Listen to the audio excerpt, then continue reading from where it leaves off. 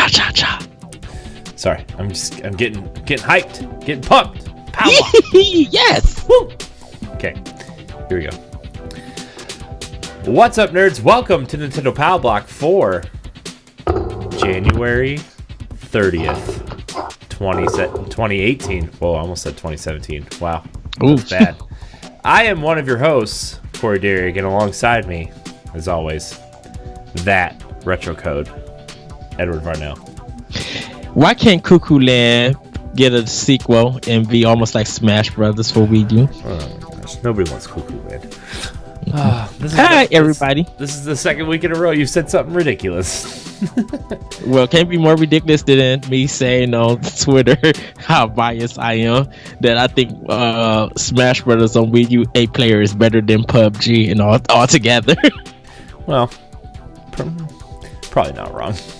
Not gonna lie. Dude, I was watching Game Informer's test chamber when they was doing the 8-player Smash, and I was just falling out laughing. I was just like, oh, this is why this game is just still amazing. Yeah, dude, I can't wait for Smash. I'm actually like, I'm ready for all this stuff, man. I'm ready for the influx of Nintendo games coming in, you know. Yes.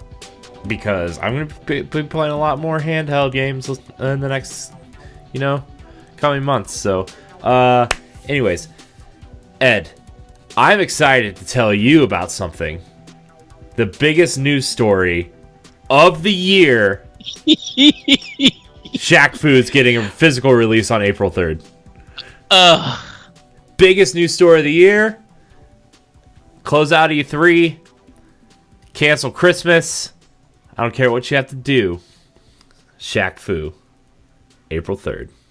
Physical release. Power-ups named after Shaq's many nicknames in the NBA. Let me tell you. The Big Aristotle. The Big O. I'm just telling you, man. Diesel. Yes. I'm so excited. A mess. Ed hates it when I talk about Shaq Fu, and that's why I love talking about it. It's a mess. Ed, what if I made a t-shirt, a Shaq Fu t-shirt, but it was Ed Fu and Corey Fu? Hacha. Oh man, Ed, what have you been playing? Because I have a lot to talk about, but well, I finished Uncharted 4: The Lost Legacy. Played it in 2 days. It's 8 hours worth. It's a good game. Has some problems with it. It's an Uncharted game. I did enjoy it. I actually like Chloe and the thing. I actually like them together on this adventure. I can't wait for that clip to be taken out of context. I have some problems with it. Wow. It's an Uncharted game. It's just like but I actually like Nadine and Chloe. I like their relationship and a little bit about the story. I actually like the villain in this one. I thought that this was like probably one of Uncharted's best villains in the whole series. So really like that. Still beautiful as always. Which on that point, we might talk about a little bit later, and maybe not on this show, but I think we're going to talk about it on Arsenal X. That villain, like, I don't want to spoil Uncharted Lost Legacy for people who haven't played it, but that villain excites me because that director just went to Crystal Dynamics to work on the Avengers game. Yes, and we were. I just seen that news story, and I was just like, "Dang, Square Enix is making their like own Avengers." I know they're making the Avengers of game development to make an Avengers game. Shoot, I'm not mad. I mean, like if. And I might actually have to revisit this, hopefully for like expansion pack, like developers coming together to make like that awesome game, like they did for Chrono Trigger. Mm-hmm. I think like Yuji Naka, the creator of Dragon Ball, like they all came together and made Chrono Trigger. And I think there's probably other games like that. There are different developers. They came together to make one awesome game. I might have to do some research about that. But yeah, really good. Jumping into Yakuza 0, just having a ball with that. Xenoblade Chronicles 2 for Switch, just loving that game. My goal now is to get to level 80 before I finish the game. So I'm gonna put a lot of grinding, do a lot of side quests, and see if I can find a lot of blades in that game. I feel like there's just tons of them, and I just cannot wait to play to figure it out. I need to get back to that. I was really excited for Xenoblade, and I've only played about like 4 or 5 hours of it. Yeah. Fire Emblem Warriors, I'm planning on to get back into. I was just thinking about it. I'm just like, I need to finish this game. I've been talking about it. And Corey knows a little bit about his surprise, so hopefully I will get that surprise to you a little bit later. So much this week. I hate when you do this to me. Well, you already know it, so I know. I know. Ed's just like the super nice guy, and I always feel bad. No. Do you want to reveal what you got in the mail right away? Yeah. Okay. So last week, Ed decides to send me a gift, and it's the where are they? They're in the other room. Crap. But they're like they're not Legos, but they're kind of like Legos. They're like the Pokemon, and they're all. It's Charmander. The Mega Blocks. Yeah, the Mega Blocks. And it's Charmander, Charmeleon, and Charizard. And I'm freaking out because they're amazing. And a $10 eShop gift card. And it makes me want to slap you and hug you at the same time. Which you might be into, but that's not the point.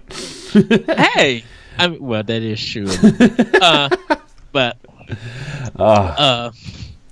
You're gonna get yours. You're gonna get yours. Yeah, I was kind of nervous because I shipped it up. Like, where's this gift at? This thing is not here. It's supposed to be at the house. Because everybody know that my original plan was to send him the physical copy of Snipper Clips. But when I found out that he bought it, I had already bought the game. Of course, I'm keeping the physical. I'm like, I got to keep this game. Said I was gonna buy it. I had to change up my gift, so I knew we had a discussion about Pokemon, and I knew that he said that Charizard and Charmander, like that fire starter, was his main Pokemon. So I was just like, you know what, it'd be cool to get him this. And then I was just like, well, I got to up the ante because on how. I bless Jesse with Wolfenstein 2, and I kind of just like, they would get Corey around the same price and stuff, or add up to that amount, and so the $10 card like helped it jump to that price, and I was just like, he's gonna be mad, but hey, he could get another game and stuff. So Merry Christmas and Happy Hanukkah. I know. I've been really bad. I've been really bad at Christmas this year, or last year, whatever. But yeah, man, and I love you so much, man. It just makes me happy and sad at the same time. Yeah, Graceful Explosion Machine, I've been playing for Switch. On the third world, getting a little bit further. Just really enjoying this arcade feel. Just like, yes. And there are parts that's kicking my tail, but it makes me want to replay that game more. And I think I haven't really touched it on the TV because I take it with my Switch me on the go just to play Graceful Explosion Machine, just to waste some time, and I get hooked, dude. I like literally get hooked on it. But last but not least, I announced to you guys that last episode that I picked up Lost Sphere. Actually started playing that game. Really good. It's a mix of I Am Setsuna and Chrono Trigger. And the battle system is almost like Chrono Trigger, but when you actually are chosen to do your action, you can move around to select what enemy that you want to hit.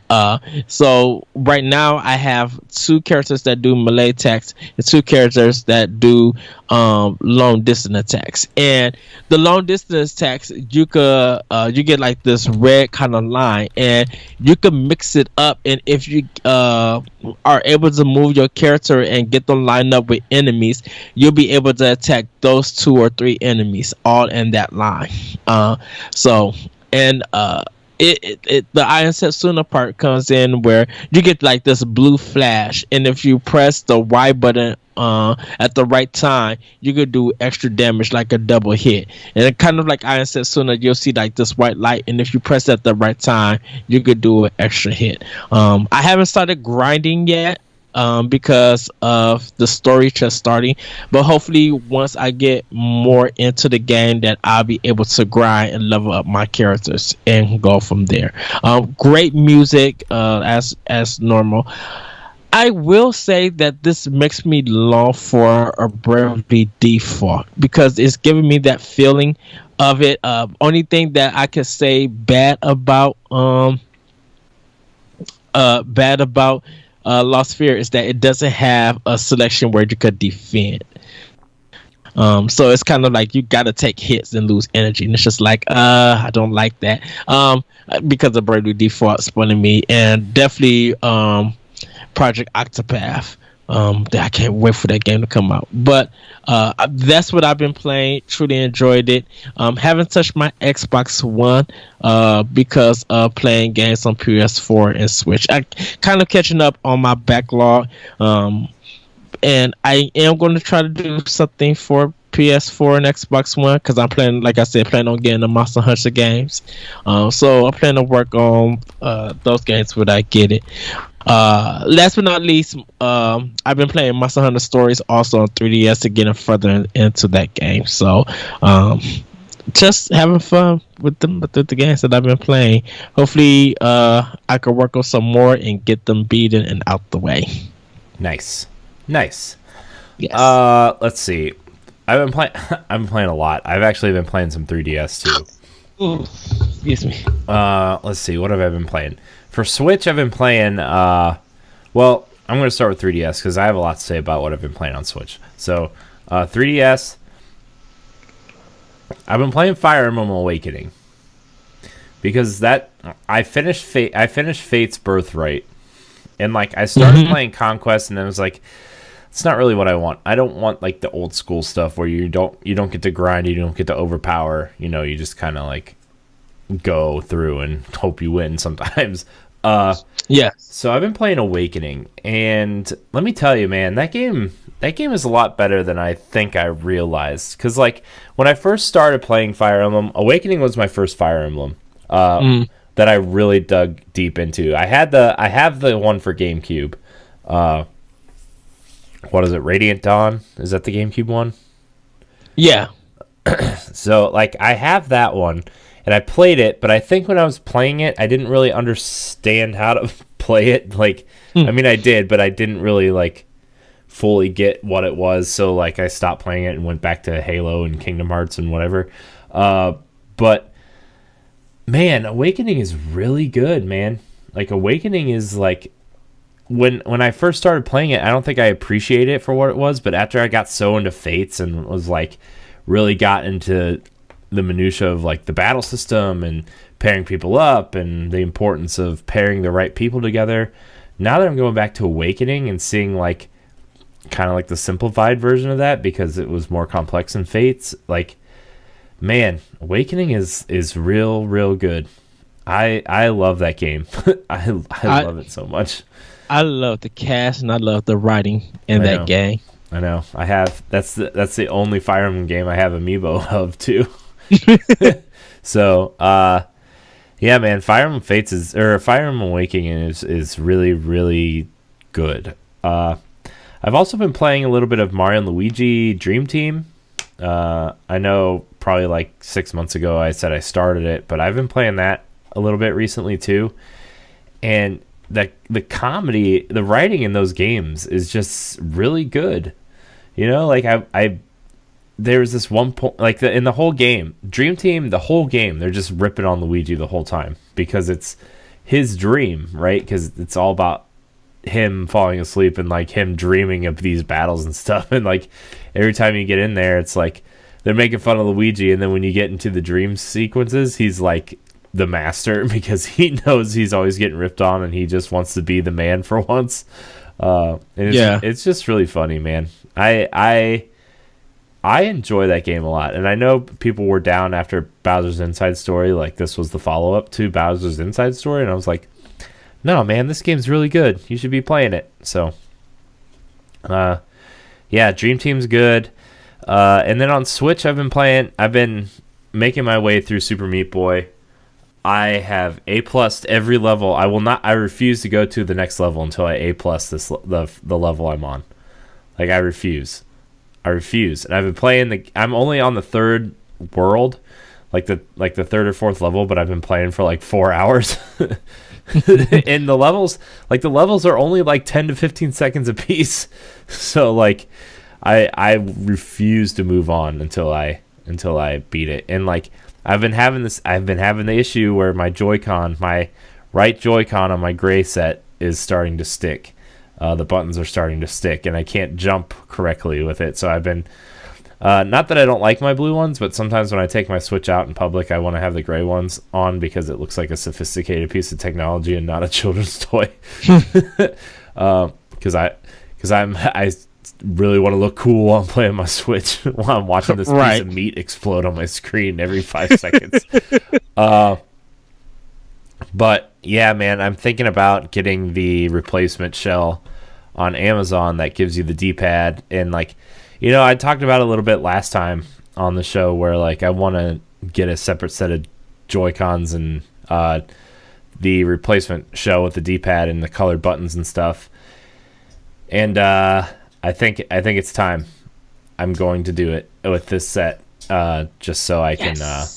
I want to see what it looks like, and I'm not gonna keep the colored buttons on the replacement set. I think I'm gonna use the gray buttons in the Joy-Cons now. Okay. But we'll see. We'll see. I'll keep everybody updated. But then I've been playing a little bit of Blossom Tales.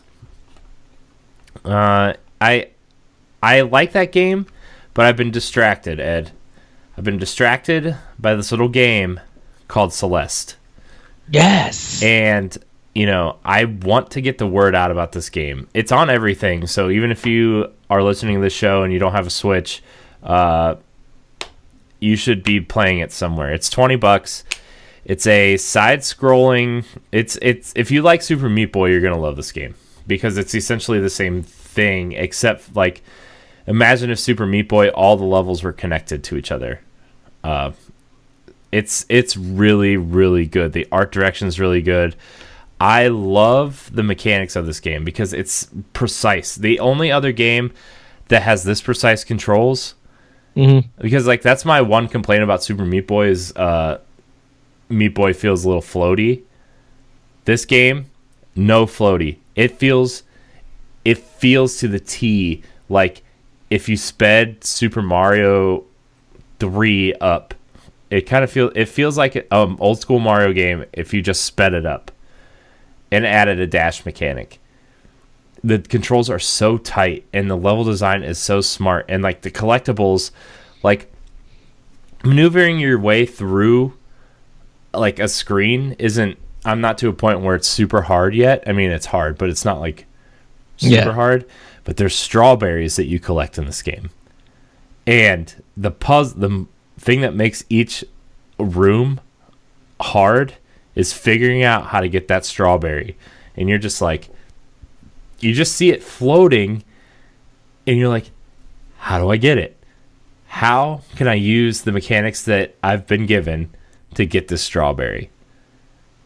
And that's what makes it tough. And you want to collect the strawberries because you don't want to end like, I thought I did a pretty thorough job of exploring the first world. And I collected 10 strawberries.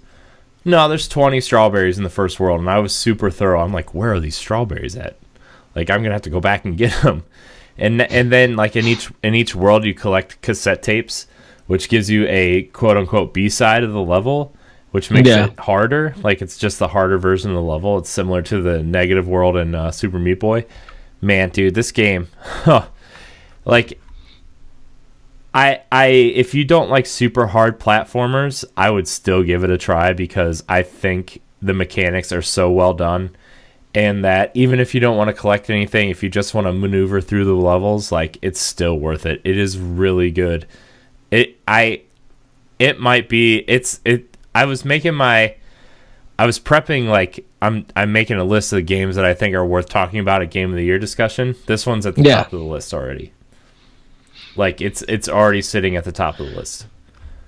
So, I mean, I know it's only January and it's only been like 3 weeks since the new year, but it's that Resident Evil 4 effect. You know that it came out at the beginning of the year, and it stayed for Game of the Year discussion until the actual tour is actually awarded. So it has a place for that discussion. Yeah. And like, I know everybody's talking about Monster Hunter and Dragon Ball Fighters right now, but like, Celeste is a game that you should be paying attention to, and it's just, man, it's so good. I cannot get over how good this game is. Like, I surprised myself. I'm like, holy crap, IGN gave it a 10. It's got like 3 perfect scores on Metacritic right now. Like, yeah, because like Destroy Toy gave it a 10. It's like, wow. And I'm like, man, this game kind of came out of nowhere. I never even heard of it until like they announced it at the mini direct. The mini direct. Yeah, I'm like, and that's the thing, because like even PS4 and Xbox One, like, it wasn't announced. Like, yeah, it just showed up on the store. Like, and I think that's what happened with the mini direct. That's what I thought it was a Nintendo exclusive, because it was announced at the mini direct. It didn't say that it was coming out for everything else. Like, it was an update, and I was just like, oh, okay. Yeah, and I'm just like, man, that's crazy. And now that this game's getting like 9s and 10s everywhere, and Game Informer is giving it good scores, I'm like, man, this game is no joke. So I was like, well, I like platformers, and people were comparing it to Super Meat Boy. I'm like, well, I love Meat Boy. And now every time I go back to Meat Boy, I like try to do the dash mechanic that's in Celeste, and it's like, oh yeah, Super Meat Boy can't dash, and then I fall into a fan and get all cut up and have to start over. But I'm really enjoying Celeste, and if you own a Switch, I highly recommend this game. Even if you don't own a Switch and you just found this podcast because you like Nintendo and you're saving up for one or something, you really want to see what the library is and have a robust library when you pick yours up. Like, Celeste is a must buy. It's up there with Zelda for me right now. Like, in terms of my favorite games on the platform. Yeah, it's wow. That's all I can say. We'll see if the magic wears off next week or, next couple weeks or whatever, but it's really good. So, I think that's about it of what I've been playing, like, really been playing. I mean, I played a little bit of Blossom Tales. I played a little bit more Lumo. I got into this weird space in Lumo where, like, dude, the whole, like, I told you, like, the game starts out, you pick your character and you get sucked into a computer, and you turn into this like little wizard. You turn into this little wizard and you're in this dungeon and you're crawling around the dungeon. I found this elevator and it took me up to this, like, if Daft Punk took over Tron and got sucked into the Matrix. And I'm like, this is like a total art direction shift. Like, it doesn't exactly. But no, like, it really doesn't even look like the same game. I'm like, what? And there's this little robot that chases me around the room. I'm like, I'm so confused right now. But, like, Lumo is still really good. I'm not, like, falling out of love with it, but, like, the magic of getting the new game and playing it for a while is starting to wear off, and I'm, like, really starting to see the flaws of the game. But that said, I still think Lumo is really, really good. And if you like Captain Toad mixed with some Metroid elements, like, I think it's still really good, and I think people should at least try it out. I'm pretty sure there's a demo on the eShop.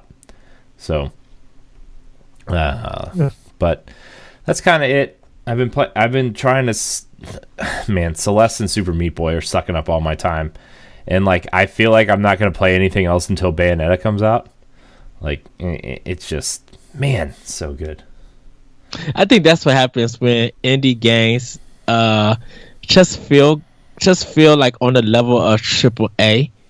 that you just can't put it down because it's that good. Like a small little game just has not addiction, but just has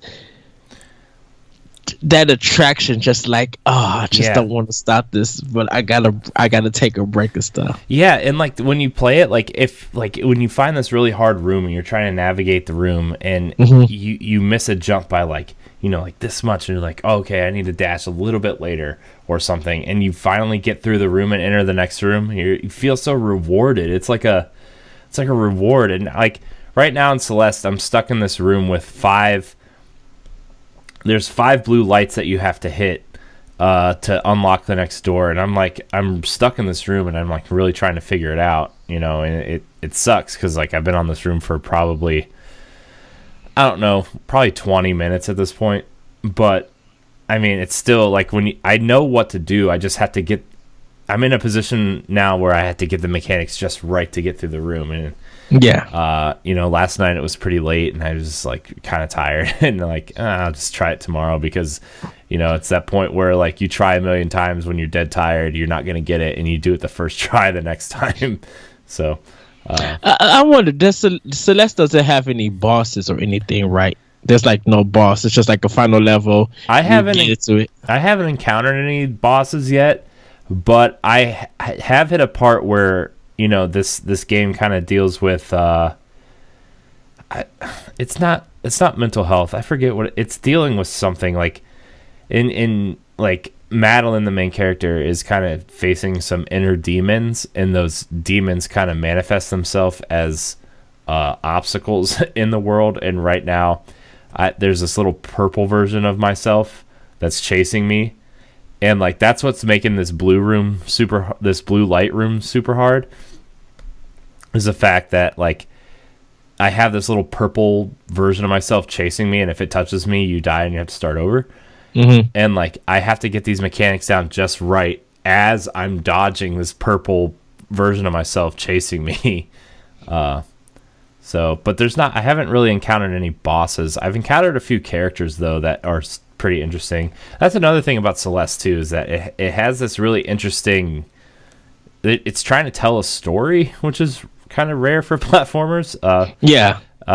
And it's kind of cool to see the story unfold. But like I said, I've only played it for a couple, I don't know, maybe a couple hours at this point. But like I'm trying to get the strawberries, and I'm trying to, navigate the kind of maze that it's giving you.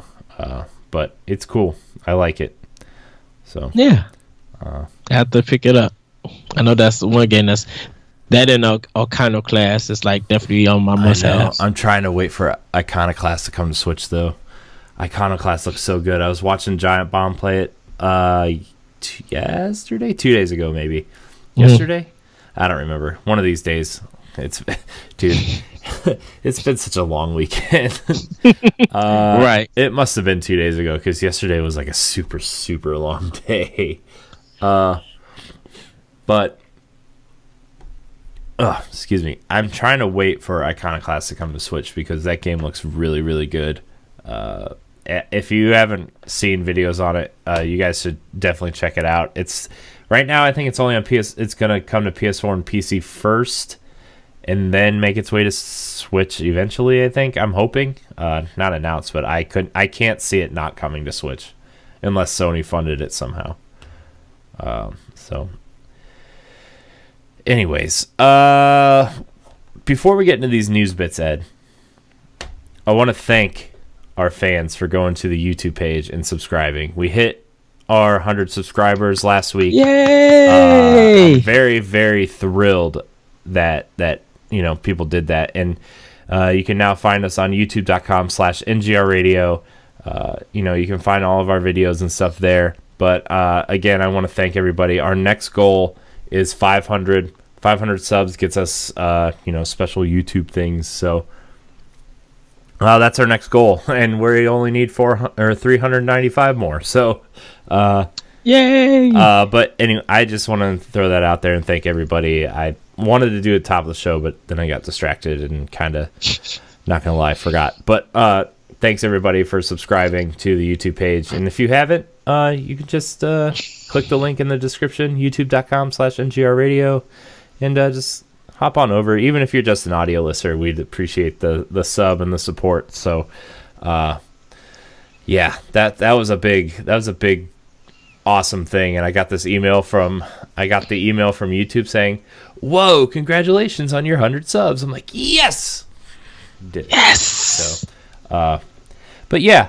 Anyways, let's move on to some news bits, and then we'll move on to we have 2 questions for Question Block, and one of them has a surprise attached to it. So,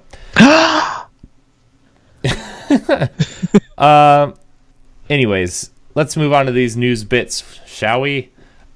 News. Hey, Ed, you like that song from Super Mario Odyssey, don't you? Yes. Well, right now, Jump Up Superstar is free on iTunes until January 31st. Ooh, I must download it. Today, if you're listening, this is the last day you can download it. So, Jump Up Superstar is free on iTunes until January 31st. So go download it. I know I already did while we were recording World 1-1 with Larry. So, that song's good. It's worth a free download, I think. Right? Right. Yes, of course. That's fun. So, I like free things. I like free things. So, we all do. All right, Ed. Now to get into the real news. Multiple European GameStop stores have listed a bunch of games coming to Switch, including a Da Blob HD remaster and the Legend of K anniversary game that came to Wii U. They have listed these games coming to Switch in terms of physical copies. So more games for Switch. Da Blob is really good. Legend of K, I really don't know what that game is. I think it's like an action platformer. It is. I have it for a PS4. I got it used, let's just say. It's okay. Good, huh?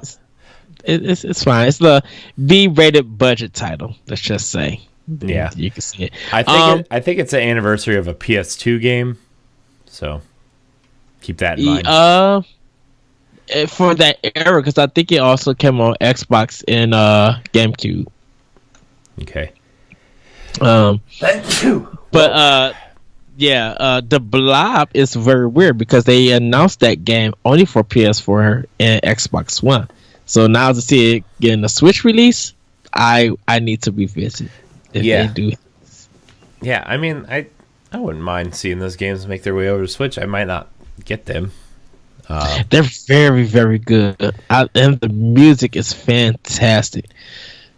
Yeah, I remember hearing some of the music from Da Blob, and it was really good. So, well, it's Da Blob, for a lot of people who don't know, it's a color platform game, meaning that it's a world that's kind of, it feels like a coloring book, and you just do different objectives by painting. You gotta defeat the evil group Inkt, INKT. When Da Blob first came out, it was a Wii exclusive, so the first game only came out on Wii, where Da Blob 2 came out on all the other platforms too, and it sold very well. I mean, more Switch games. Excited. Ba, ba, ba. Yes. That's my excited dance. All right, Ed, are you about to be extra excited? Yes? No? Maybe? Are you extra excited? Are you about to be extra excited? The anticipation, I can't. A new Atlas survey in Japan asked fans which systems they want to see Persona 6 and other games on. Atlas has sent out a new survey to its Japanese customers. In it, they want to hear their fans' opinions on a variety of topics, but mostly which games they want to see on which systems.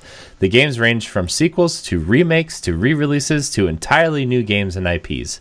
A big topic is naturally the Persona series. Atlas is even asking fans about non-video game stuff here, asking whether fans would be interested in a new Persona board game. Another question is about the interests of a non-RPG Persona game, such as a strategy game or shooter. Atlas also mentions a hypothetical Persona 6 and other entries in the series coming to other systems. Fans can choose which systems they'd like to see these games on. The choices of systems include the Switch, the Nintendo 3DS, the PlayStation 4, the Xbox One, and PC. Naturally, you shouldn't be jumping to any conclusions based on this survey, but I am going to jump to conclusions because I think Atlus sees the success of the Switch, especially in Japan, and Persona is a big Japanese IP. So, anyways, I'm just going to finish this and we can get into it. Okay. Persona 6 on Switch is sure to be a popular choice, but that doesn't mean it will actually going to happen. For now, Persona fans can look forward to Persona Q2 on 3DS and enjoy the extra content coming to Persona 5 on PlayStation 4. Yes. So Atlus is very successful here in America. We know that. They're also successful in Japan. For it to because of Switch selling so great in Japan, Atlus would be crazy not to put a game out on there. With Square Enix putting The World Ends With You on Switch, Atlus title like Tokyo Mirage Session or Catherine or something like that Atlus is known for to be put on the Switch series, something definitely for the Shin Megami Tensei. It don't even have to be Persona. We know we're getting Shin Megami Tensei 5 on Switch. Yes, we are. And I think they also announced that they're working on another game for Switch that's not an RPG. Yeah, they have. Well, Sega themselves said they have 6 unnamed Switch projects, and at least one of them we know is from Atlus. So, Atlus, okay. So, what this survey says is, and it's only for Japan, can lead where Atlus may want to go, and it could probably help them to see how sales will be on the system. Now, for the actual content, we don't know yet. Persona belongs to Sony. But outside of that, well, it doesn't belong to Sony. Sony just helped fund Persona 5. It belongs to Sony's platform because the Persona games have never been on any other platform. The side games have been on the 3DS or the DS handhelds, but the main series has only been on the Sony platform. Persona 4 Golden is a different kind of thing because like Persona 3 FES is like a newer version. Like it's an international updated version. I do want to touch on real quick before you continue that there is a subreddit going around saying that they could be porting Persona 4 Golden and an HD version of Persona 3 FES. Now that would be smart for them to do that. Yeah. I don't need Persona 5 but what I did play, I loved Persona 4 Golden, and I loved it until the day my Vita died, which is about 15 hours into that game. It was one of the only reasons why I got a Vita, and then I didn't play it for like a year and afterwards, and then my Vita died, and now I'm like I was half tempted to get another Vita until Switch came out. Now I'm like, I just don't care. Yeah, I got Persona 4 from the PS2 on my PS3, and it looks okay, but it's like these graphics of the PS2 is not good on this HD console. Like yuck. But to see Persona 3 FES and HD because it still looks crispy clean. To see that on Switch and to have them on Switch for me will be like just complete joyous. Like it's a game that I will want to play on my TV, not so much take it on the road. Because even though I enjoyed it, I need to see this game a little bit more clearer on a bigger TV screen. Definitely with a Persona 4 Golden gets re-released for Switch. The Shin Megami Tensei series is a weird thing because because Persona was the first like kind of Shin Megami Tensei, but when they actually started doing the Shin Megami Tensei series, it went from PlayStation to Nintendo to 3DS. So Yeah. that's why I said Persona has stuck with Sony. So Well, it's weird because like Persona and is technically the spin-off series of Shin Megami Tensei. right. Like Shin Megami Tensei is like the big like universe that they build, and then it branches out into Persona, and then Devil Summoner and Digital Devil Saga, and then there's all these branches, and then then there's just the main Shin Megami Tensei stuff. which actually started on the Super Nintendo in Japan that I'm like, I've never heard of. Like, Shin Megami Tensei just came out of nowhere here in America. Definitely with Persona. Like, because Atlas, I need to read Atlas history because we give them a lot of praise now, but they been in the business for like a long time, and they were just like that small niche company, and like the DS just made that company explode. Oh yeah, it was good on PlayStation, but the titles that they put out from Japan, like those are the true JRPGs. When Square Enix or Squaresoft at that time was not feeding us anymore after they left Nintendo. Yeah. So Atlas kind of like really saved the JRPG for Nintendo fans. Yeah. So I would love for them to also bring this survey to America. Because I think with a lot of us, we would like to provide some of our input for that survey.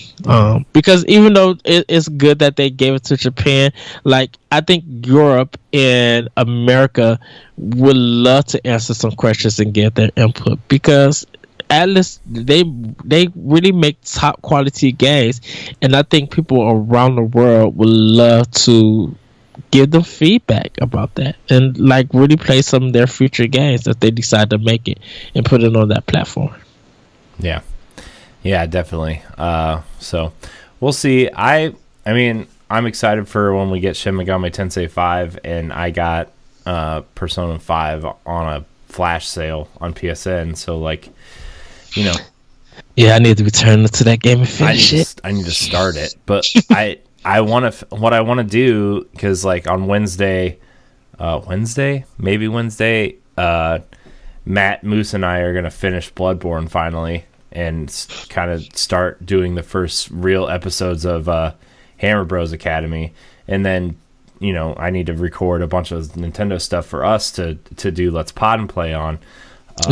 And then somewhere in the near future we got to have a weekend day off where we can play with Jesse to do some Rainbow Six and Sea of Thieves. Yeah, some squad goals. So like, yeah, man, it's gonna be. I need to find time to do Persona, but what? If you up this coming Wednesday, if you want to like do a bonus pod and play about Persona, we can. Yeah, Persona 5. Yeah, well, yeah.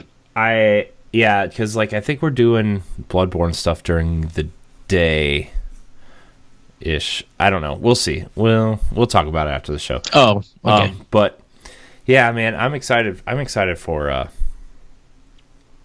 any type of Atlas. Ever since Persona 4 Golden, I'm kind of in on Persona. Like I'm even interested in like the Catherine remake that they're doing for PS4. So, man, what a game that would be on Switch. But all right, Ed. I think we touched on this last week, but Epic Games creative director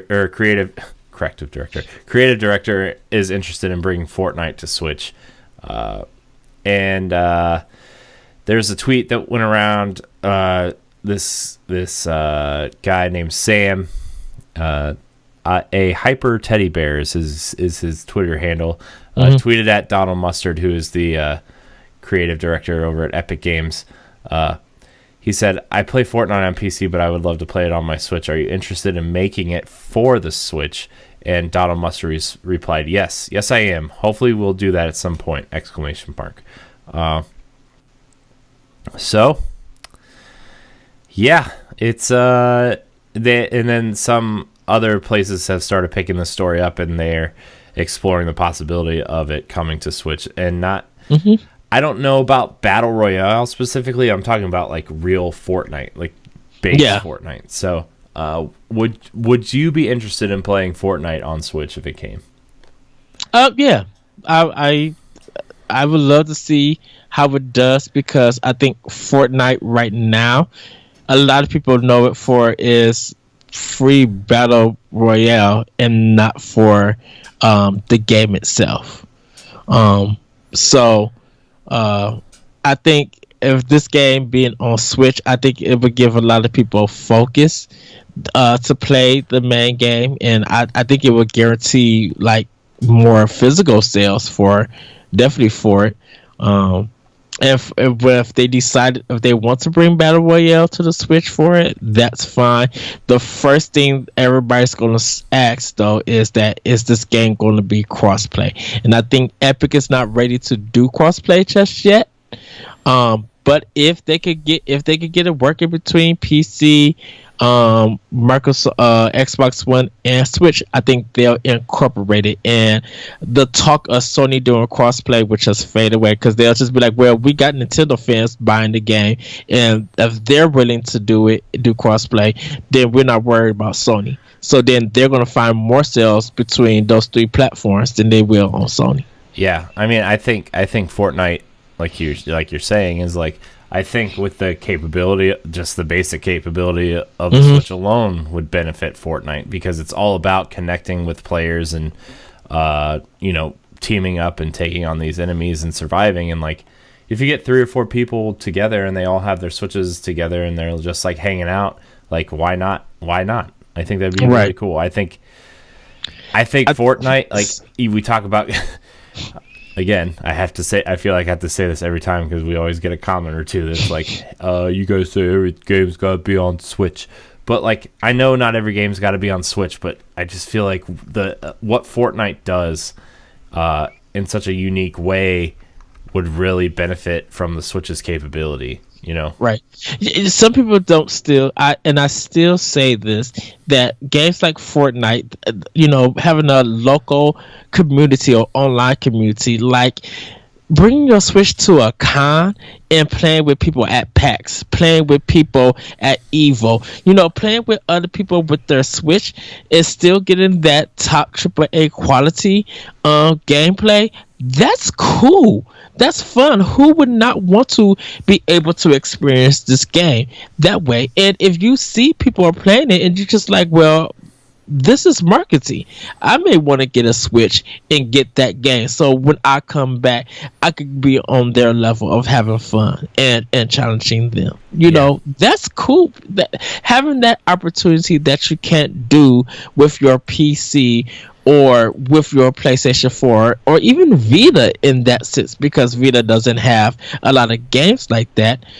Doing it with the Switch stuff, yeah, it works. It showcases what Nintendo made the system about. Not, we say, of course, not only can you do it on the TV, but on portable. But taking the extra controller off and having someone play, seeing people around and playing with their Pro controllers, or taking the Joy-Cons and putting it on the control, on the grip and stuff, to see that happening, yes, why not?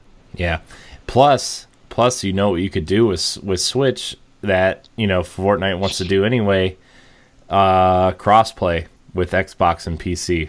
Yeah. Since Sony won't play nice with crossplay, it would be something that they could do. So we've seen it with Rocket League, we've seen it with a few other games. So Fortnite could also benefit from being on the same server as Xbox, which would boost, all that. So yeah, I would love to play Fortnite, but like I said, that's a game where I'd have to sink a lot of time into that I don't have to sit in front of my TV. But if I had it on Switch, the story would be different. So yeah. All right, Ed, next piece of news. This is interesting because these are coming. I'll just get to the story. Man, Ed, if this ends up being true, I'm gonna freak out. According to Nintendo of Norway, Metroid Prime 4 and Bayonetta 3 are slated for 2018 release. I'm going to read the quote straight from Nintendo of Norway's website, and then I'm going to read the story. In September, we also got a review of Nintendo's classic 16-bit console, better known as Super Nintendo in Norway. Nintendo Classic Mini, the Super Nintendo Entertainment System, comes with 2 hand controllers and 21 classic games. The year of 2017 has definitely been Nintendo's year, and we're looking forward to 2018, which will include new games like Bayonetta 3, Metroid Prime 4, and Kirby Star Allies, as well as many other games that we will reveal during the coming year. The story goes, this is from Nintendo Today, and they credit Nintendo Life. According to Nintendo Norway's official site, Metroid Prime 4 and Bayonetta 3 will be released in 2018. Nintendo revealed the game last year, but didn't mention any release date, or not even a release year. And there might be some truth to this report. Last week there was another release date rumor. Bayonetta 3 was rumored to be released in 2018 and possibly at the end of summer. Hopefully, Nintendo will make a few announcements at a future Nintendo Direct, which should be sometime later. So, it says sometime this month, but it would probably be, we still think it's February. So, I was shocked when I read this news story, and I was shocked that this is a screen cap from Nintendo of Norway's website.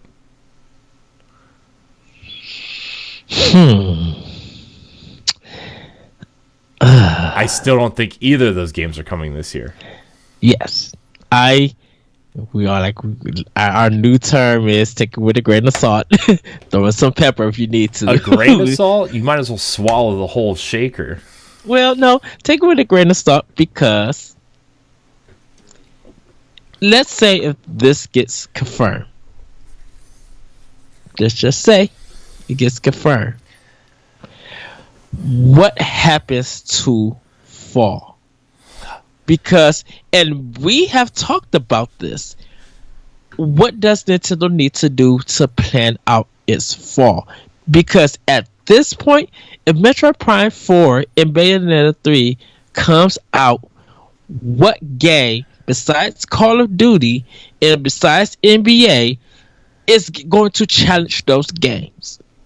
Because I mean, God of War. Besides the clockwork games like Battlefield and Call of Duty and either the Assassin's Creed Watchdog flip-flop year, like there's nothing to challenge these games, right? I mean, I think they pretty much confirmed that Red Dead's coming this summer, so that's out of the way. You have your sports games, which don't really affect games like this. Anthem got pushed to 2019. Yeah, Anthem got pushed out of the way. Destiny will probably have some big expansion in September, but who knows where Bungie's going to be at that point. And who knows where players are going to be at that point with Destiny 2. Yeah, let's just save the Destiny talk for later. I'm sorry. I'm really tired of hearing about that game right now. I'm tired. I'm just tired. Destiny makes me tired. But if you rearrange your fall to line up with Metroid and Bayonetta and slap in, you could have Yoshi in July, Fire Emblem in August, September would be Bayonetta 3, October would be Metroid Prime 4, and then, See, that's the problem. I think they would switch that. You think Bayonetta would be? I think Metroid Prime you don't think they would put a first person, well, quote unquote, first person shooter up against other first person shooters? No, because Metroid would be in September. Bayonetta would just fit October. Just because a witch Halloween theme. True. Why would you want to put that in September? It would be a good marketing thing too. Right. True. All right, you're right. I stand corrected. Unless they push Metroid Prime to November. I mean, that would be the only other thing I could think of. But I wouldn't want to put like even as strong of a title as Metroid Prime 4 would be. I wouldn't want to put that deep in November. especially after like the Call of Duty and Battlefield rush. The Poke Company would tell Nintendo, "Don't you dare put Metroid in November, because that's our month." Yeah, even if it's not a mainline Pokemon game this year, you know, like a Mystery Dungeon game's probably coming at some point for 3DS. Like, you know, there's going to be a 3DS Pokemon game this fall, even if it's not a mainline one. So, yeah, man, this shocked me when I read this. Like, I didn't even want to like bring it up until like the screen grab on this thing is from Nintendo of Norway's website. Like, I don't and no one knows if they went back and changed it or anything, if it's gone. Yeah, well, like, yeah, but like this was on like a selling point for the Super Nintendo Classic, and then they went on to market Switch stuff, and I was like, scratching my head. I'm like, what? That's not right. Unless they've been working on these games for so long that they did for Switch, and just every 6 weeks they have a game ready, you know? Right. Unless they're just, I don't know, man. Because Nintendo and Platinum had to be doing something while they were working on their Automata. They had to. Yeah. If it's not near Automata, it has to be the Ninja Turtles game. That Nintendo had to be doing something with Platinum at that time. They had to be like mad talks. It's not like, and I know like game development's hard and whatever, but like it's not like they had to build a new engine for Bayonetta. They have the Bayonetta 2 engine, which I'm assuming Bayonetta 3 is running on, right? I mean, the hardware's not that different. You know, if anything, it'd probably be easier because the architecture of the Switch is so much easier to develop for. Right. And so you reuse some assets and some enemy designs, and then you just I mean, it would shock me if this game like wasn't in development right after Bayonetta 2 at some point, just like a small team saying, okay, Bayonetta 2's out, let's have pre-pro here, let's get some like testing here, and obviously they're going to work with Nintendo again on Bayonetta, like you know, let's have something to show them in case they want to publish the game again. So they probably already had it, at least a vertical slice to show them, so all they would you know, the development had probably already started. So like, you know, Bayonetta, I could see Bayonetta this year, but at the same time, I don't know if you'd want to release it the same year as the 1 and 2 collection. Like, that's what's stumping me. It's not the development of Bayonetta 3. It's, do you really want to release it the same year as your collection? And I that's why I said take this with a grain of salt and throw in some pepper, because Platinum, even though they're not major, and they need other parties to help them fund games and stuff, especially with them having to plan on funding their own game. I think with the work that they had did on Scalebound, I think the work they had did on Near Automata has spread them too thin. So now I feel like Near Automata is done. So now production on Bayonetta 2, after they showed that little cutscene, I think production has ramped up, and now they're focusing on their game before they start jumping into ideas on their next game. Yeah.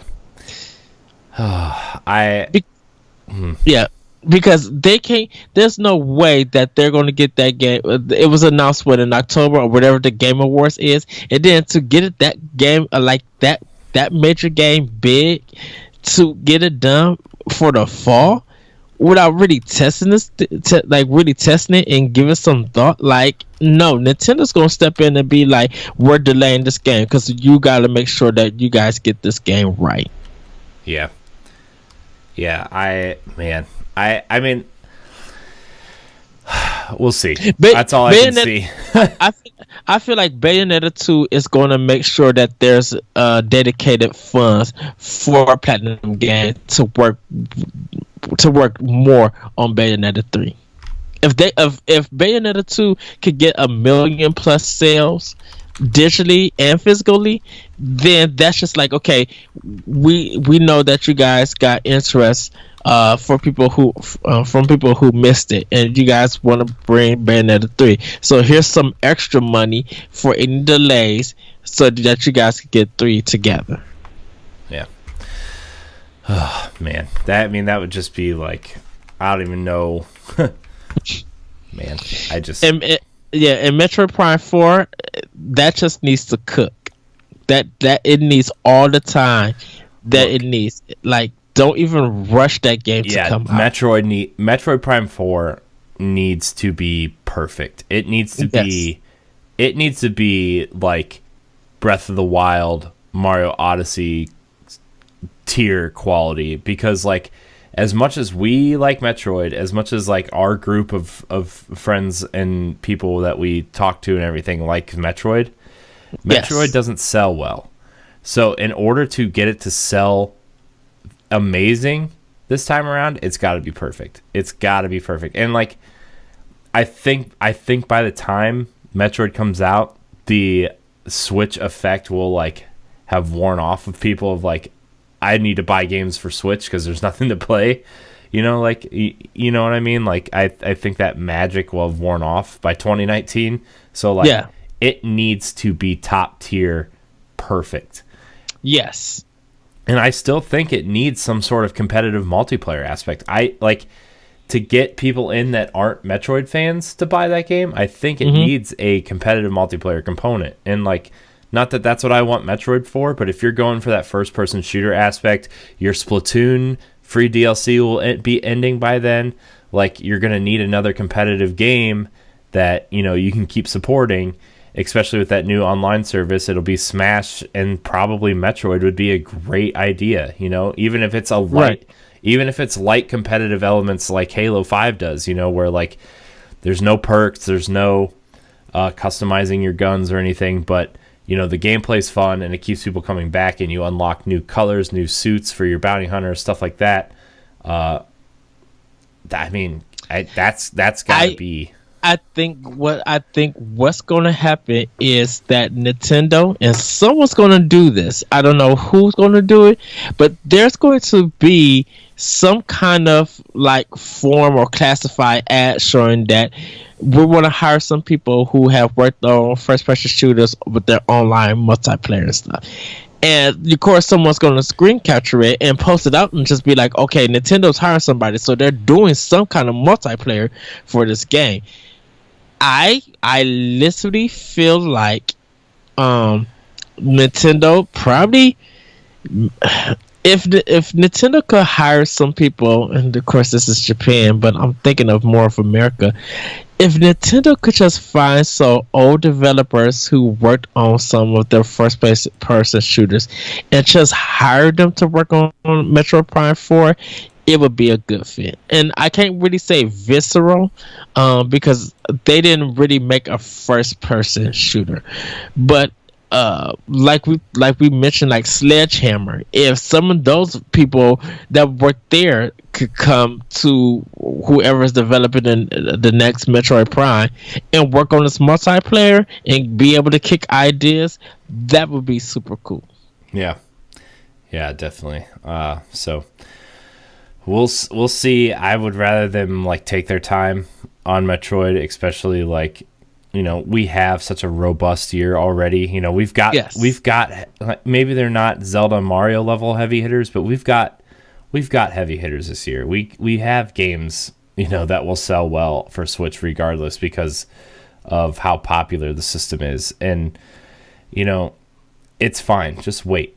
Like, it would be different if we were sitting here talking about Pokemon and be like, you know what, maybe the smart move would be to get it out early, even if it's not, quote unquote perfect.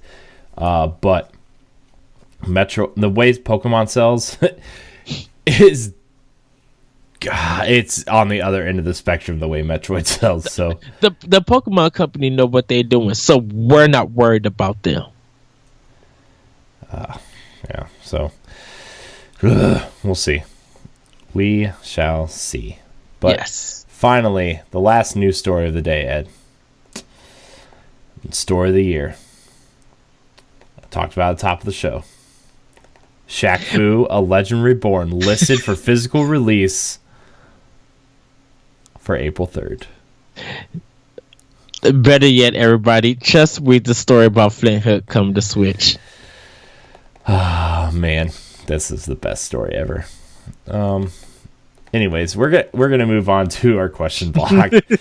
I just like to tease that about Shaq Fu. I can't wait to make this the cover photo of the episode. But seriously, dude, I'm super stoked that Flint Hook is coming to the Switch because I've been wanting that game. I don't even really know what that game is.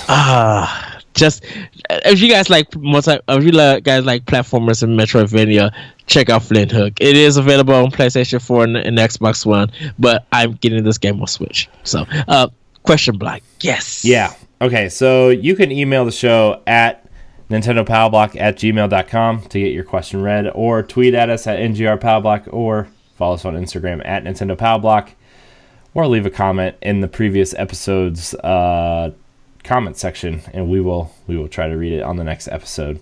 So let me get to the questions here. I'm very organized right now. Recently deleted. Ooh, yeah, that's not where that goes. Yes. Where is this? Oh, and want to thank first, before we get into question block, want to thank everybody who had sent us an email for the podcast challenge. They get your question answered. We kind of had a little change in it, but we did receive your question, and our fearless leader, Corey Derrick, our boss man from at NGR Radio Headquarters, has chosen a winner and their questions. So we're going to get to it, but I just want to say thank you guys for sending us your questions. They were great questions. We will have this contest probably a little bit later on in the year, because we really want to thank you guys as the viewers and listeners for giving us feedback, for subscribing, for sending us questions, and just tuning in and commenting on this show and everything. It wouldn't be still going without you guys. So we just want to thank you and kind of reward one of you guys from your question. Yeah. Yes.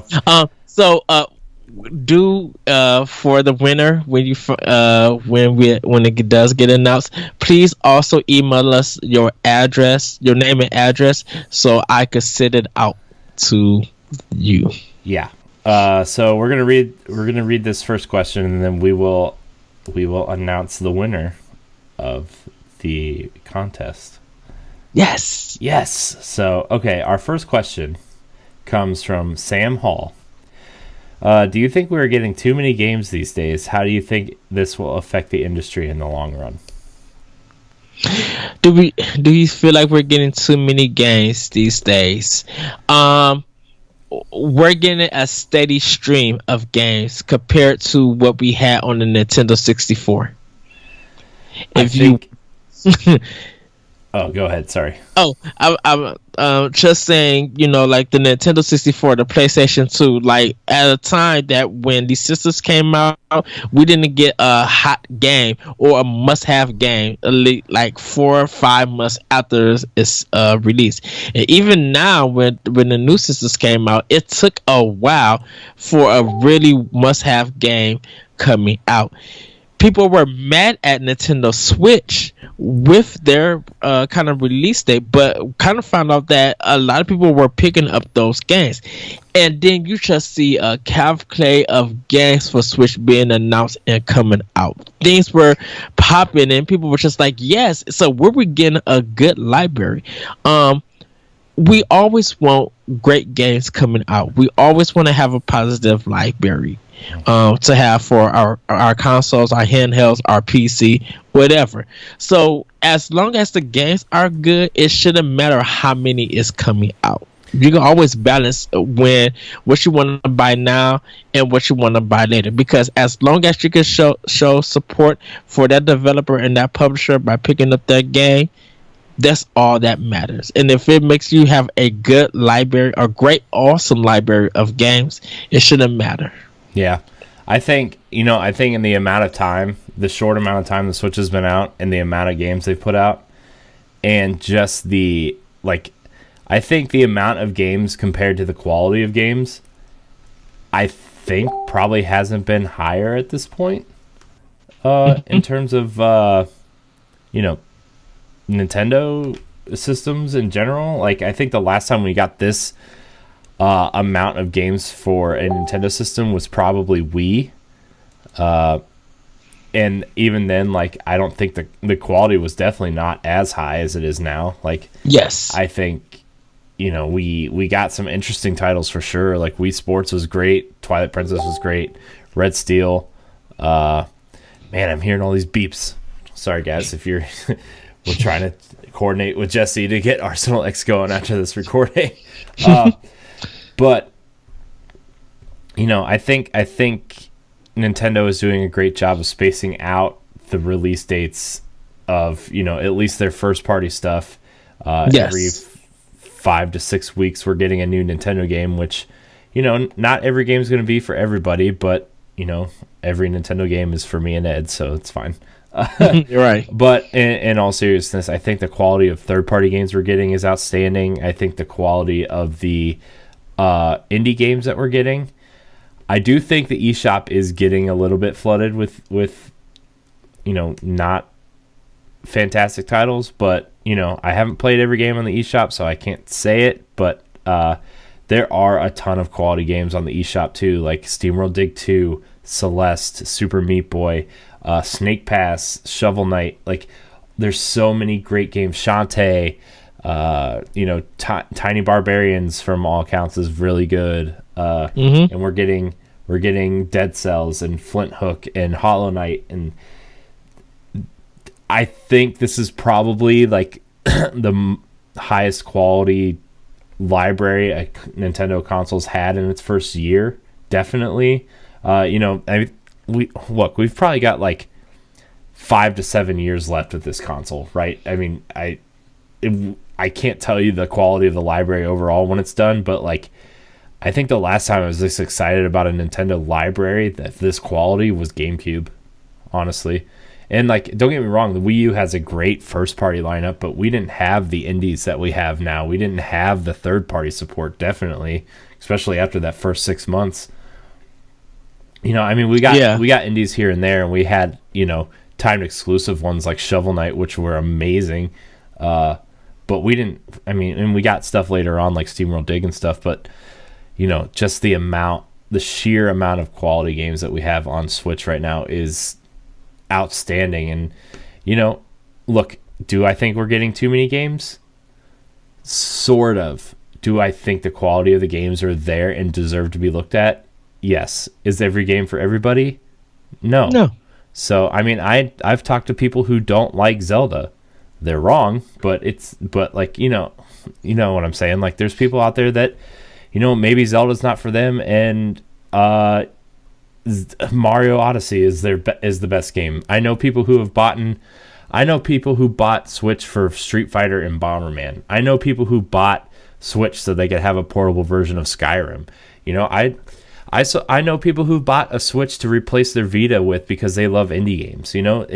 The system definitely appeals to everybody, and like, I can't wait to see, like, what does Capcom have planned? Like, the big hypothetical right now is, what if they debut the Resident Evil 2 remake on Switch? What if they do that? What if they start bringing over their HD? Please bring Resident Evil 1 to Switch. Please bring Resident Evil 1 to Switch. Please, Capcom. Hear my plea. Honestly, I would love to see all those Resident Evil games on Switch. The 1, 2, or 1, 0, and 4 specifically, and they can throw 5 and 6 in there if they want to, but you know what I mean? Like, I think there are games that deserve to be on Switch that aren't there, and I think there are games that are on Switch that don't deserve to be there. Like, don't get me wrong, it's great that we got LA Noire, but did that game really need to be on Switch? I don't think so, but I got it anyway, and it's pretty okay. So, and last thing from my stance is that if we're getting too many games, then we're getting a lot of success stories. Because if you go for the past few weeks, indie games that came out on Switch been like, we have been making a profit. We have sold 455,000 copies of this one indie game. We have sold more than our copy of the Xbox 360 version. Like, indie developers are coming out and giving us good reports on how that one game that's been on other platforms that people should have been talking about are talking about now on Switch, that it might been out on earlier on other platforms, but if they're making more sales and making more money on Switch than they've been doing in the past, that's good. Yeah, I mean, if we were talking about other consoles, like I would say I think we're getting a bunch of trash on the other consoles. If I'm going to be quite honest with you, not like AAA trash. I'm talking like just a flood of indie games that aren't curated, they just approve them. Like that Mayo game for PS4 where you tap it for like 10 minutes and you get a platinum trophy. Like that's straight up garbage on their store, and that's not part of the curation, you know? I think we're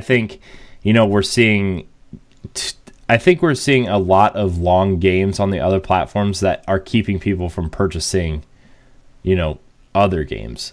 You know, I think in that respect, we might be getting, I don't know, it's just in a weird spot because a lot of the other systems are, especially Xbox, especially now with the Game Pass thing, are focusing on games as a service. You know, we're getting not only like Halo and Gears on Game Pass, but they just announced, if you don't own an Xbox, they just announced that all their first party games are going day and date on their new Game Pass service, which is huge for them.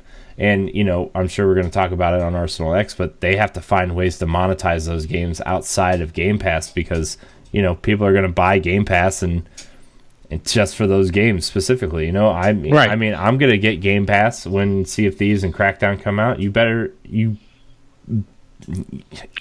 your bottom dollar. Yeah, I was trying to think of a way not to curse when I was saying that, but you know, I think that that's the way that Xbox wants to go, and that works for them. Whereas Nintendo's kind of on the opposite side of it, and like we want to have single player games. We want to respect our long running IP. We want to create new experiences within these IP and create new IP. Look at ARMS. Look how great ARMS was. So yes, you know, I think as the games as service, I think people want you to stick with their games longer, which makes it seem like other games, there's too many games coming out for the other platforms. But really, I think the issue is games are becoming longer and have longer tails and DLC to the point where people are keeping their games in their systems longer and not paying attention to other games. So yes, but that's for the other systems. I think the Switch is doing a great job of. It seems like there's a lot coming out, but they're doing a good job of spacing out the releases and promoting the good indies. Like, that's the thing. There's a lot of indies on the eShop, but they're doing a great job. Like 2 days ago, they just randomly had a trailer of, hey, check out our Nindy Spotlights. And it's like a 3-minute trailer of all the best indie games on the eShop right now. Okay, cool. Right. So they're doing a good job of telling you which indies are great. And, you know, obviously their first party stuff speaks for itself. And then, you know, we'll be getting Wolfenstein soon. We'll be getting a few other third party games hopefully soon. So, yeah. Save your coins up, everybody, for more games. Yeah. Save them up. Just don't spend them in Miitomo. All right, Ed. It's time to announce the winner of Nintendo Power Block Expansion Pack Contest. Are you ready? Greg Schnabel. I'm sorry.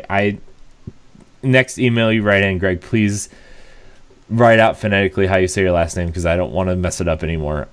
You have won the Nintendo Power Block Expansion Pack Contest, and we're announcing it here on the podcast, so you will hopefully hear it. And I'm not sure if you're an audio listener or a video watcher, but that's why we did it on this show because, yeah. Anyways, your question, where would we be the gamers, the companies, and the industry as a whole if the Nintendo Sony deal had gone through? Say that again because you froze, Corey. Oh, sorry. Where would we be, the gamers, the companies, and the industry as a whole, be if the Nintendo Sony deal had gone through? I think we will. I don't think we as the gamers. I think. Well, let's start. I'm going to start with the companies first, because I don't think Sony and PlayStation would be where they are now, in terms of like, you know, where Naughty Dog is. You know, I don't think they would be as big. I don't think, you know, I think Nintendo would have had some sort of pull with them and be like, look, you need to do this, and this for us, instead of letting them kind of do their own thing.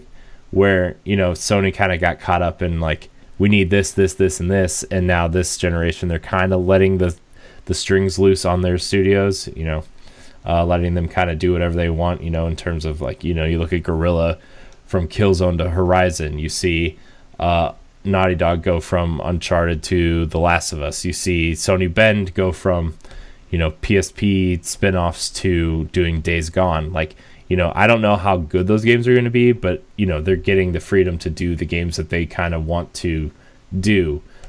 We saw God of War get, in, for me at least, an interesting kind of semi-reboot / sequel, you know, that they had to sell to Sony, and Sony let them do it. Yes. So I don't think we'd be getting that kind of...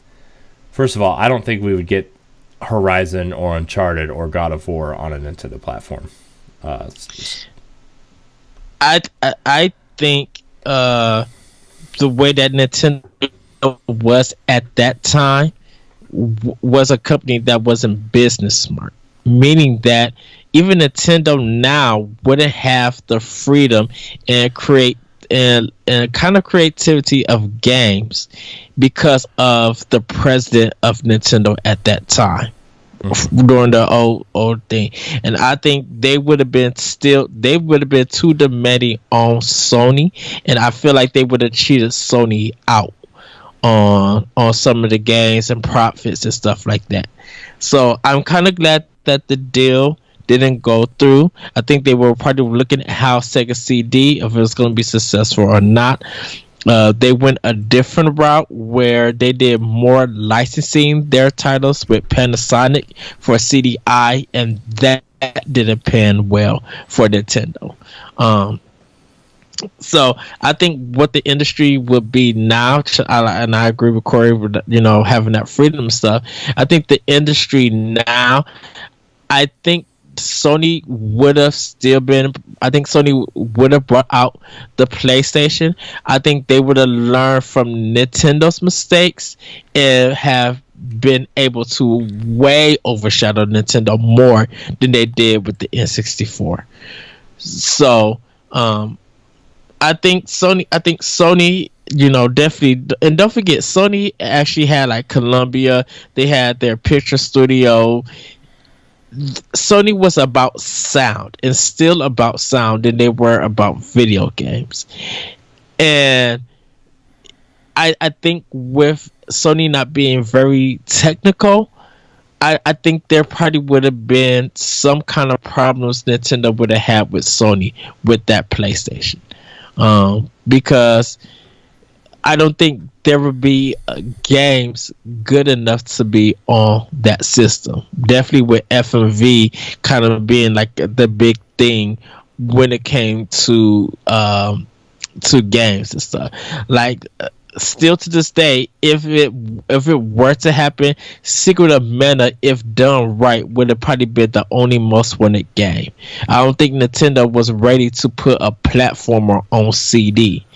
For that to come to that system, what they could do on a cartridge, and with their technology, I don't think that Nintendo PlayStation would be able to do that and give them the satisfactory. It would sound good, but that's the only thing that will probably happen to it of it sounding good. Yeah, I mean, I think in terms of audio, it would be the Super Nintendo Genesis comparison again. To be honest, because like the Genesis, the first gen Genesis had that amazing sound chip in it, which is why it was like super expensive.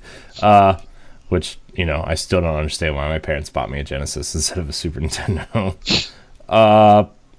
But at the same time, it's weird because like Sony tried to ape what Nintendo was doing, and it clearly wasn't as good as what Nintendo was doing. Like, we got Crash because of Mario. We got Jet Moto, Spyro,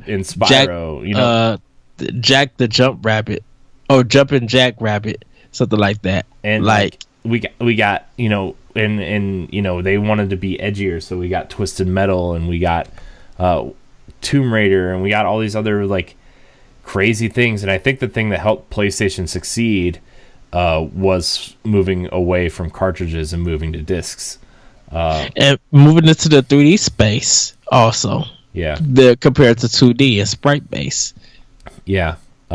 So there's a lot of things that we could sit here and talk about, like franchises and everything. I still think if Nintendo and Sony teamed up for that add-on, like I don't think we would be having this discussion of like Sony's first party lineups. I mean, like, I think their first party lineup, personally, I think it's stronger than it's ever been. Sony, yes, I don't think we would have any of these games on a Nintendo platform, which kind of like, it's kind of amazing to think about. Like, would you want to have a Zelda versus Horizon argument this last year if they were on the same console? Would you want Nintendo to own Sony's IP?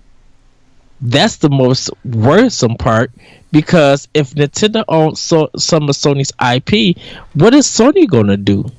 If Sony wants to get into the video game industry, they would have to literally break their contract with Nintendo, make sure that if they do decide to make another CD-based system, they can't name it PlayStation because Nintendo will own it. Yeah. They would have to try to do something way different that Nintendo doesn't come and sue them for it. Yeah. Yeah, and like even if that deal went through and then, Sony broke off later, like I don't think Sony would be in the same places as they are now in terms of success. I think the Xbox would be the more interesting console compared to Sony, because I think Sony would still be figuring out, what do we need to do? What do we want to do with games? And Xbox would be, the quote unquote mature gamers' preferred choice of platforms, and then Nintendo would kind of still be right where they're at now in terms of like, hey, our handhelds are popular. We've got legendary IPs.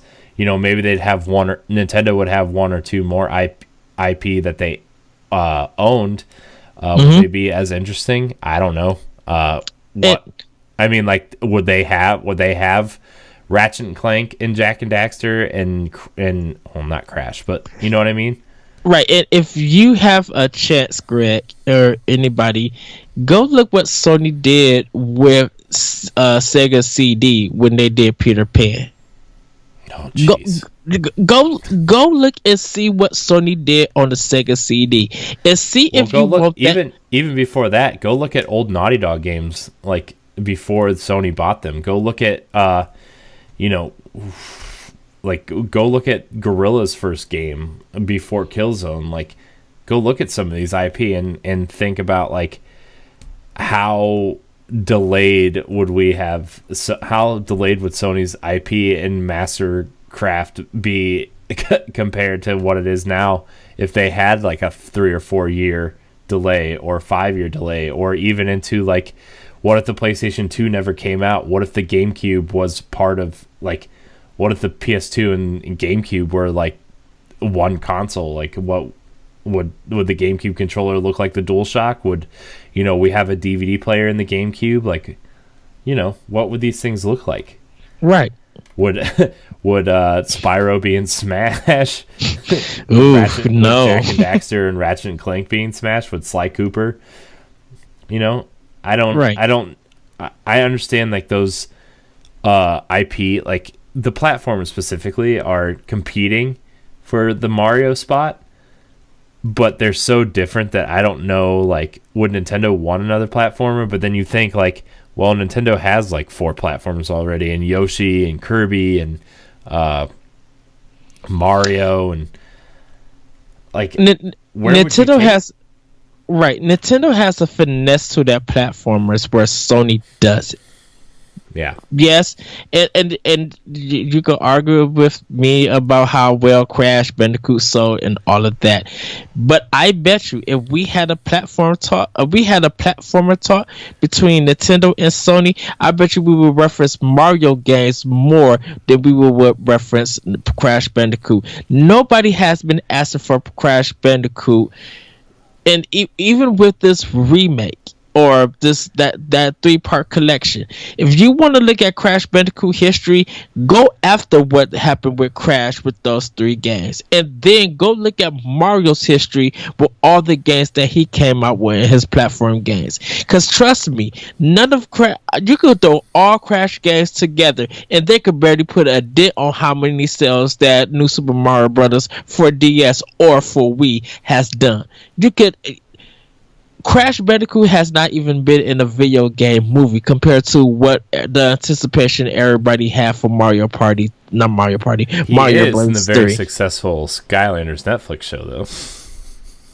That's a Netflix show. It was a joke. It was a joke. like people were spending 25 cents at Child World or Toys R Us or whatever kind of toy store that had the Nintendo Players 10, where you could get a 2-minute demo of that. Can you say the same thing for Crash Bandicoot? I think what this I think the big thing here is, like, look what happened instead of joining forces and learning from Nintendo. Yes. In all honesty, like, if we're looking back then, like, and maybe Sony could have benefited from teaming up with Nintendo and learning from Nintendo, because, like, the quality of their games maybe would have been better from the start. You look at what happens when Nintendo leads, and then instead of joining and learning, Sony follows with a console.